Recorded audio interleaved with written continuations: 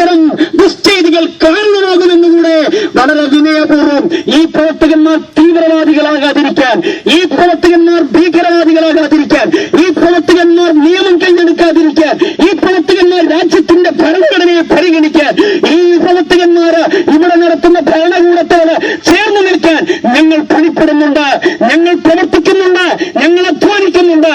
ആ അധ്വാനത്തിന്റെ ഇടയിൽ വിലങ്ങുതടിയാകും, അല്ലെങ്കിൽ അത്തരം ഒരു പ്രവർത്തനത്തിന് തടസ്സം നിൽക്കലാകും ഇത്തരം ദുശ്ചെയ്തികളെന്ന് വളരെ വിനയപൂർവ്വം നിയമപാലകന്മാരോട് ഞങ്ങൾ പറയാൻ ആഗ്രഹിക്കുകയാണ്.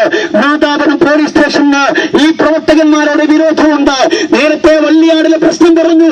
നാദാപുരം പോലീസ് സ്റ്റേഷനിൽ ഞങ്ങളെ എത്രയോ പ്രവർത്തകന്മാരെ അടിച്ചു പരിക്കേൽപ്പിച്ച് തലക്ക് മുറിവേറ്റി രക്തം വാർന്നൊലിക്കുമ്പോഴും അവിടെ പോലീസ് സ്റ്റേഷനിൽ പോയി ഒരു കേസ് ഫയൽ ചെയ്യാൻ പറയുമ്പോ മനസ്സ് കാണിക്കാത്ത പോലീസുകാർ നാദാപുരത്തുണ്ട് എന്ന് ഞങ്ങൾക്കറിയാം. പ്രിയപ്പെട്ട സഹോദരങ്ങളെ, എന്ന് മാത്രമല്ല, ഞാൻ മുടവന്തേരിക്കാരനാണ്. എന്റെ നാട്ടിലെ ഒരുപാട് പ്രവർത്തകന്മാരെ ക്രൂരമായി പീഡിപ്പിച്ചിട്ടുണ്ട്. ഞങ്ങൾക്കറിയാം ആ പീഡിപ്പിച്ച ആളുകൾ കൃത്യമാണ്, ആരാണെന്നറിയാം, വ്യക്തമായെന്നറിയാം. അവർ ഇരിക്കുന്ന ഇടം ചൂണ്ടിക്കാണിച്ചു കൊടുത്തിട്ട് പോലും, അവർ നിൽക്കുന്ന സ്ഥലം പറഞ്ഞു കൊടുത്തിട്ട് പോലും പോയി അറസ്റ്റ് ചെയ്യാൻ കഞ്ചേടും കാണിക്കാത്ത, അല്ലെങ്കിൽ ആർക്കോ വേണ്ടി അതിനുവേണ്ടി ധൈര്യം കാണിക്കാത്ത പോലീസുകാർ അവരെങ്ങനെയാണ് ഇവിടെ നിയമത്തെ വളർത്തിയെടുക്കുക, ഇവിടെ സമാധാനം ഉണ്ടാക്കുക? വിനയപൂർവ്വം ഞങ്ങൾക്ക് ചോദിക്കാനുള്ളതാണ്.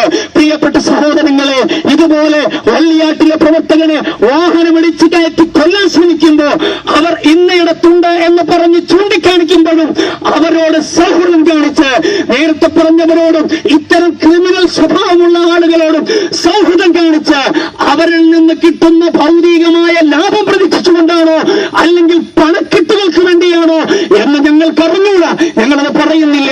പക്ഷേ ഞങ്ങൾക്ക് പറയാനുള്ളത്, അത്തരം വളരെ നികൃഷ്ടമായ ഇടപെടൽ ഈ ഭാഗത്തുള്ള പോലീസ് സ്റ്റേഷനുകളിൽ നിന്ന് ഞങ്ങൾക്ക് ലഭിക്കുമ്പോ അതിന് വേദനയുണ്ട്. ഈ രാജ്യത്തെ പൗരന്മാർ എന്ന നിലക്ക്, ഇവിടെയുള്ള രാജ്യത്തെ സ്നേഹിക്കുന്ന ഈ രാജ്യത്തിന്റെ മെമ്പർമാർ എന്ന നിലക്ക് വേദനയുണ്ട്. ആ വേദന മാന്യമായ ഉദ്യോഗസ്ഥന്മാരുടെ മുന്നിൽ പറയാനാണ് ഞങ്ങൾ ഒരു സൂചന എന്ന നിലക്ക് ഇവിടെ ഒരുമിച്ച് കൂടിയിട്ടുള്ളത്. അതുകൊണ്ട് പ്രിയപ്പെട്ട സഹോദരങ്ങളെ, ഈ പ്രസ്ഥാനത്തിന് വേണ്ടി എല്ലാ സമർപ്പണവും നടത്താൻ നമ്മൾ ഒരുക്കമാണ്. ആദരണീയരായ ഖമറുൽ ഉലമാ കാന്തപുരം ഉസ്താദിന്റെ വാക്കുകൾക്കനുസരിച്ചുകൊണ്ട് ചിട്ടയൊപ്പിച്ച് നടക്കാൻ പഠിച്ചവരാണ് നമ്മൾ. ആ നേതൃത്വം പറയുന്നിടത്ത് നമ്മൾ നിൽക്കും. സമാധാനിക്കാൻ പറയുമ്പോൾ സമാധാനപൂർവ്വം നിൽക്കും. ആ നേതൃത്വം എങ്ങാനും കേരളത്തിലെ ചുണക്കുട്ടികളായ SSF-കാരോട്, അതെ, നമ്മുടെ പ്രിയപ്പെട്ട SVS-കാരോട് വേണ്ട രൂപത്തിൽ നിങ്ങൾ മുന്നോട്ട് പോയിക്കോളൂ എന്ന ഒരു വാക്കു കിട്ടിയാൽ മതി. ആ വാക്കിന് കാലോർക്കുകയാണ് ഈ പ്രസ്ഥാനം.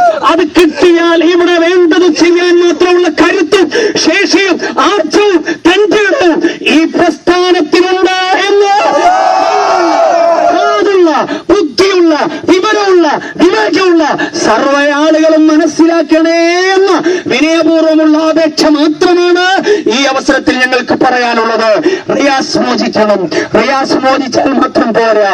അതുപോലെ നമ്മുടെ മറ്റുള്ള പ്രവർത്തകന്മാർക്ക് ഏറ്റിട്ടുള്ള പ്രഹരത്തിൽ പ്രതി ചേർക്കപ്പെട്ടിട്ടുള്ള ആ പ്രതികളെ പിടിച്ച് കൈകാര്യം ചെയ്യണം. അവരും അറിയണം ഈ തുറുങ്കിന്റെ അവസ്ഥ. പാവം റിയാസ് മാത്രം അറിഞ്ഞാൽ പോരാ, ഒരു തെറ്റും ചെയ്യാത്ത, ഒരു പുണ്യ